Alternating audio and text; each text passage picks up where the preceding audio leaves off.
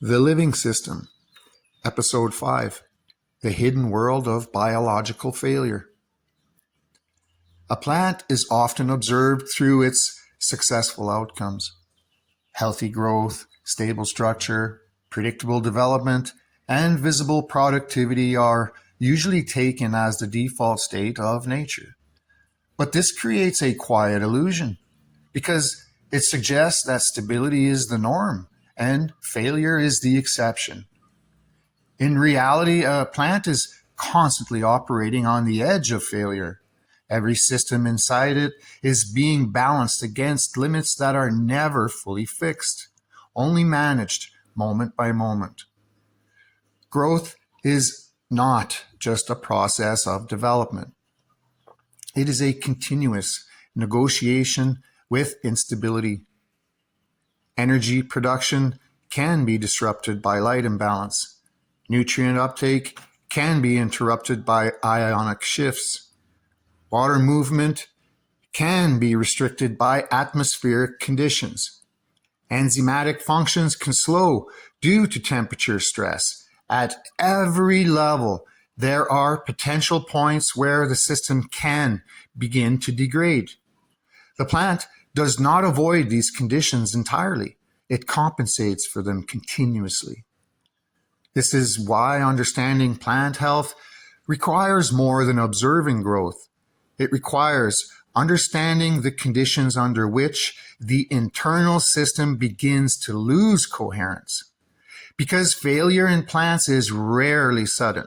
It is almost always gradual, emerging first as inefficiency before it becomes visible as damage. At the center of this vulnerability is the balance between structure and function. A plant can appear structurally intact while already experiencing internal disruption. Energy may still be flowing, but less efficiently. Nutrients may still be present, but less available. Water may still be moving, but under altered pressure dynamics.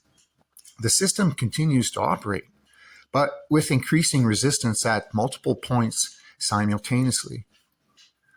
One of the most important layers of this internal stability is the root zone. The roots are not just anchors or absorbers. They are the primary interface between the plant and its environment. Everything that enters the plant passes through this system of exchange. When conditions in the root zone remain stable, the entire organism benefits from consistent input. But when this region becomes unstable, every other system begins to feel the effects. Instability in the root environment does not need to be extreme to have consequences. Small shifts in pH, ionic concentration, microbial balance, or oxygen availability can gradually alter how effectively nutrients are absorbed and transported. These changes often begin below visible thresholds, meaning the plant continues to grow while already operating under reduced efficiency. This is where nutrient availability becomes separated from nutrient accessibility. Nutrients may still exist in the system, but they are not necessarily available in a form the plant can use. Ionic interactions in the root zone determine whether elements remain soluble, whether they bind correctly, or whether they become chemically locked in forms that cannot be transported. This creates a hidden layer of limitation that is not immediately visible through structure alone. As these limitations accumulate, the plant begins to adjust its internal priorities. Growth slows in certain regions while continuing in others. Resource allocation becomes uneven. Hormonal signaling shifts to compensate for perceived deficiencies. But these compensations are not solutions. They are adaptations to ongoing imbalance. At a deeper level, enzymatic function begins to reflect these changes. Enzymes depend on precise chemical conditions to remain and maintain their structure and activity. When ionic balance or pH drifts outside optimal ranges, proteins can begin to lose efficiency. This does not mean they stop functioning entirely, but their performance becomes less consistent. Reactions slow, transport processes become less reliable, metabolic pathways lose coordination. This is where biological failure begins to take shape, not as collapse, but as a reduced efficiency across multiple systems all at once. At the same time, microbial interactions in the root zone play a significant role in maintaining or destabilizing this balance. The rhizosphere is not a passive environment. It is a living interface where bacteria, fungi, and plant roots continuously interact.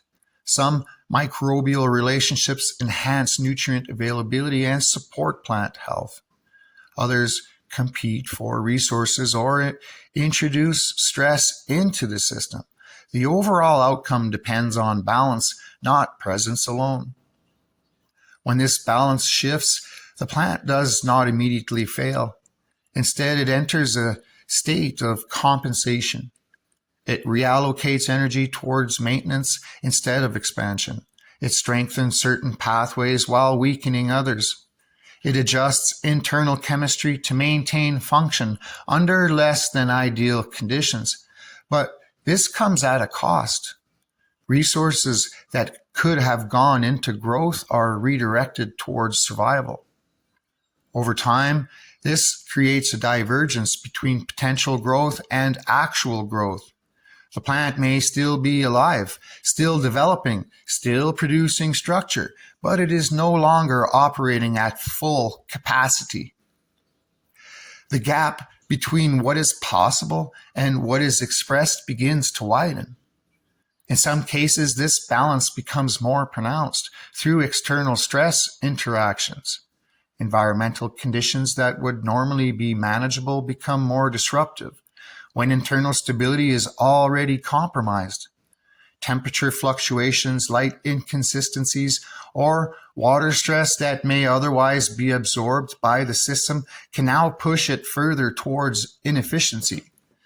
This is why failure is often cumulative rather than immediate. Each layer of stress adds to existing imbalances until the system reaches a point where compensation is no longer sufficient to maintain stability. Even at the molecular level, stress responses begin to reshape how the plant functions. Hormonal signaling shifts towards protective modes. Growth regulation becomes more conservative. Energy allocation prioritizes survival over expansion. These changes are not conscious decisions. They are biochemical responses to internal signals indicating reduced efficiency. In cannabis, these dynamics are particularly visible because the plant expresses stress not only structurally, but also chemically. Changes in metabolic efficiency can influence secondary compound production, structural density, and overall developmental patterns. What appears externally as variation in growth is often the result of deeper internal compensation mechanisms. But maybe the most important aspect of biological failure is that it rarely exists in isolation. It is almost always systemic. A disruption in one area creates a cascading effects throughout the rest of the organism. Root imbalance affects nutrient transport. Nutrient transport affects energy production. Energy production affects growth. Growth affects environmental interactions, and the cycle continues. This interconnectedness means that failure is not a single point of breakdown, but a network of declining efficiency spreading across multiple systems at once. And yet, even in this state, the plant does not stop functioning entirely.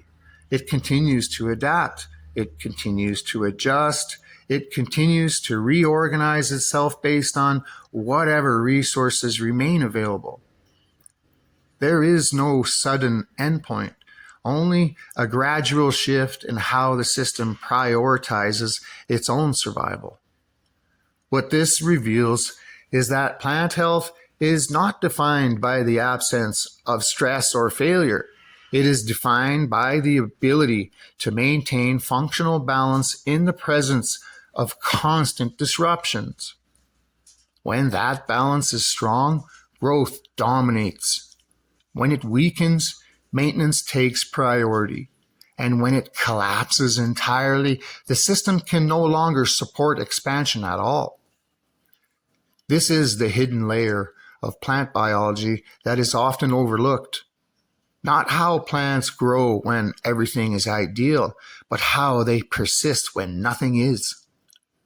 And once this becomes clear, the idea of health itself begins to shift, because health is not a fixed state.